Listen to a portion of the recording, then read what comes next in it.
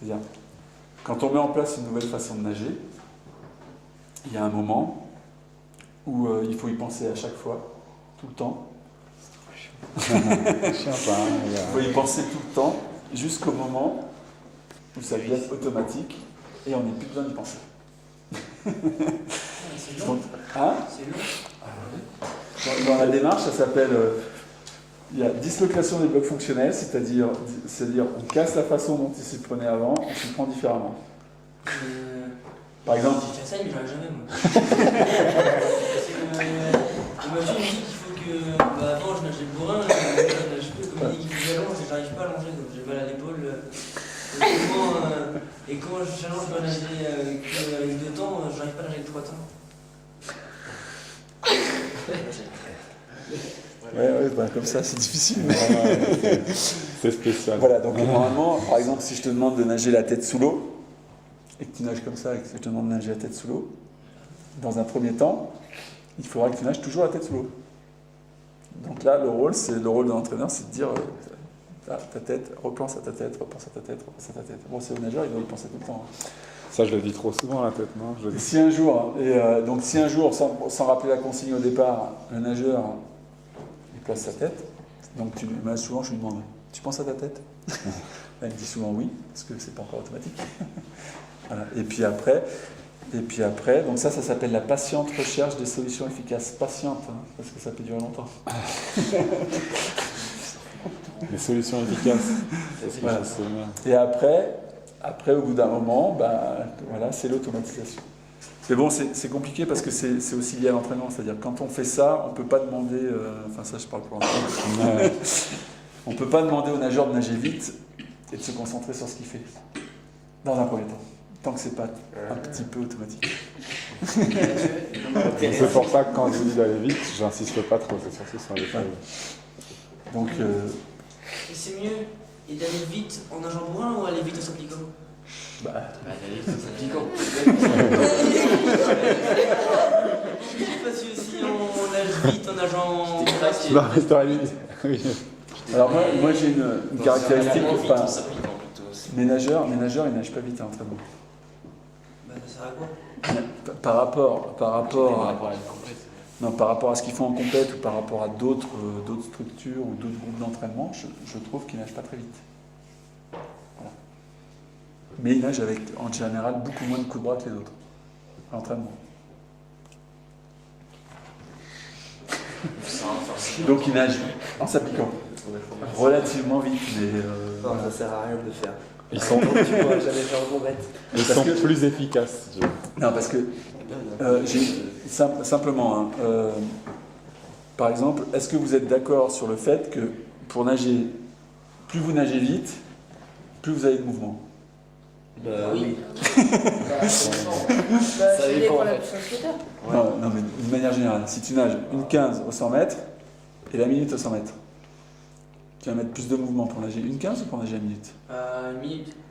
Tu vas mettre plus de mouvement, tu es d'accord avec ça? Ah oui. Hein, d'accord.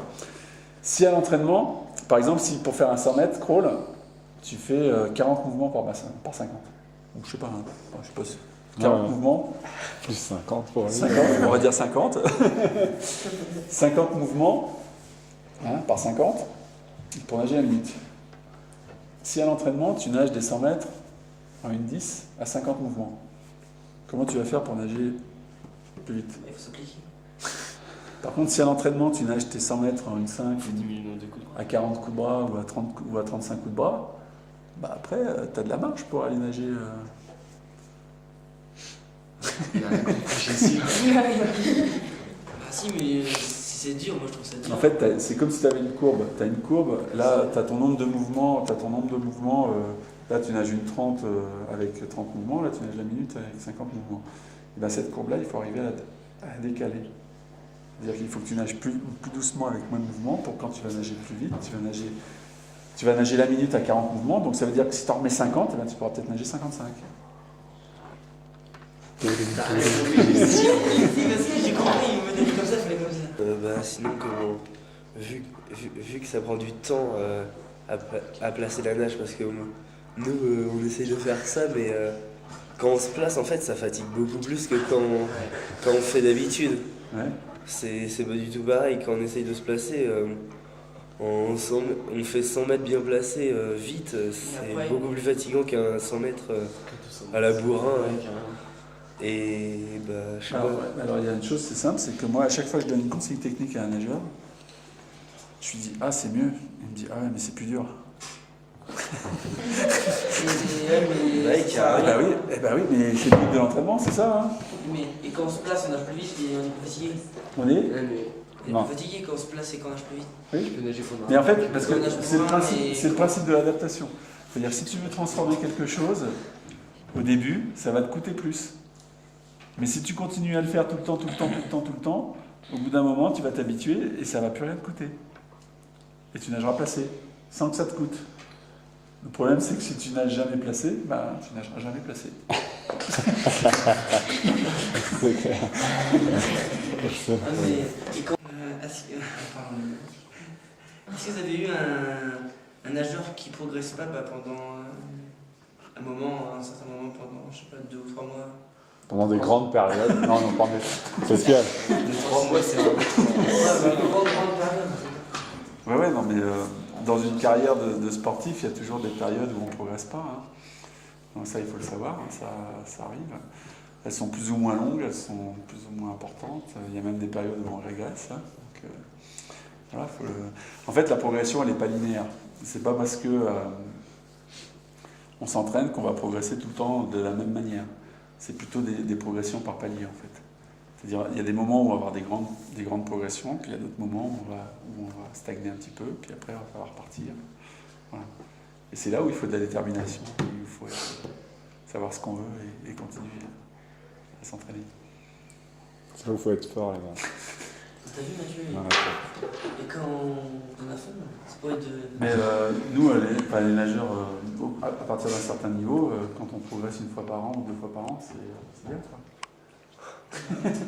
Parce qu'après, on prépare des compétitions, mais on prépare 1 ou 2 compétitions dans l'année. Donc, le reste du temps, on s'entraîne, et quand on s'entraîne dur, eh ben, on n'est pas à son meilleur niveau.